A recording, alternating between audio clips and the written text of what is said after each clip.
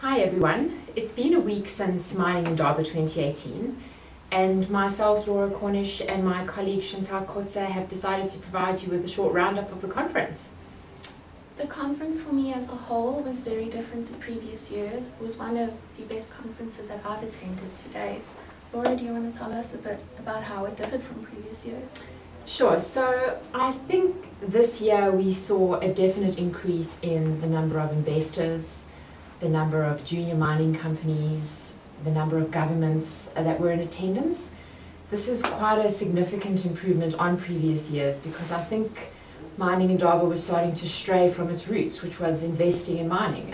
It's tended to focus on suppliers, on equipment providers, which have taken the limelight away from the main stakeholders that were at Mining Indaba. So I think the MD, Alex Gross, has come around and brought the Indaba back to its key focus, which is investment in Africa. In terms of some of the topics that were part of the discussions, I found sustainability to be quite a strong theme that was discussed. So was innovation and technology, and looking forward to how mining should evolve in the next couple of years. So one of the things we should talk about is the DRC mining code. It seemed to be prevalent. Everyone was talking about it throughout the whole conference. In a nutshell, the government has made changes or revisions to the code that are not being well received by the mining houses. I think it detracts from investments and it detracts from profits. Mark Bristow in particular spoke out against it. He's not happy with the changes and talks about how much investment his company and Kibali Mine in particular has brought to the DRC. So not well received. Everyone is talking about it, not for the right reasons. Fortunately, the code hasn't been promulgated by the minister as yet, so we'll wait to see with bated breath if that's the case. Let's hope that it's not like South Africa and that the government is willing to sit around a table with their stakeholders and actually come to a conclusion that suits everyone. Well, one of the highlights for me was definitely the focus on junior and emerging miners. I mean, there were three big things that happened at Indaba this year. One of the things, firstly, was the Junior Mining Showcase. There were several exhibitors in the Junior Mining Showcase section at Indaba, and it was just a platform for them to showcase what they do, what work they do in Africa, and the projects that they're busy developing, in hopes that they'd find investment to take their projects further. The main highlight was definitely the investment battlefield. It all boiled down to 22 mining companies, obviously junior mining companies, battling out against one another, being judged by a top panel of analysts and investors, and then providing feedback to these companies on how to actually approach that investment market when raising funding. So what it boiled down to was 4 finalists, being Algold Resources, M2 Cobalt, Kibaran Resources, and Thor Explorations. Thor Explorations was crowned the winner. They are not a Nigerian mining company, but they're West Africa focused, with their flagship project being in Nigeria. It was a gold project. So Thor Explorations won. They're in the process of raising funding, and hopefully their win would help them along with that.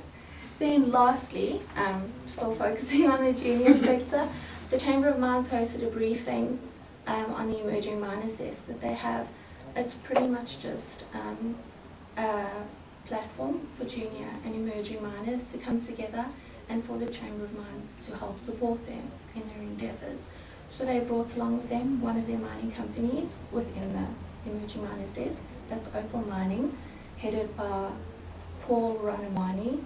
And yes, he has projects here in South Africa that he was just telling the market more about while at Mining Indaba. Okay, sounds pretty neat. It was good fun. For South Africa, the junior mining sector. Definitely a sector of growth for us. Anyway, so I think if we talk about overall sentiment from delegates and attendees, we have to talk about Minister Zwani's speech. Oh my. Exactly, we're laughing. I don't know if we should be laughing, but No. it wasn't well received. He really didn't address the mining charter at all, or anything of topic that anyone would be there to listen to. So of course everyone's walking around talking about Minister Zwane. For the wrong reasons. For- might I add. Exactly, for the wrong reasons. So Africa may be on the brink of another boom, or at least growth, while South Africa might lag behind, because with our minister in place, it's just bad signs all the way. That aside, I think the rest of Mining Indaba was pretty positive. We interviewed a lot of companies on the stands, a lot of people sort of in the passageways, and generally people are feeling positive. There's growth in the sector, and that came out of Mining Indaba. I think, did you have the same experience? Yes, the exhibitors, the delegates that I spoke to do have positive sentiment going forward. They do believe that the increase in commodity prices has proven that there is going to be an uptick in the sector, and that there is a slight uptick starting already. So all good from communications I had. Cool, so I think Mining Indaba 2019 is one to look out for. Definitely looking forward to it. Especially with the after hours networking and the cocktail functions. Anyway, just on an end note, Mining Indaba was also the launch of our 2018 Elite Edition. It features the Excellence in Mining Award winners and is actually really well received by the industry, so make sure to get your hands on a copy of that. And that's it for now. We'll see you at Mining Indaba 2019.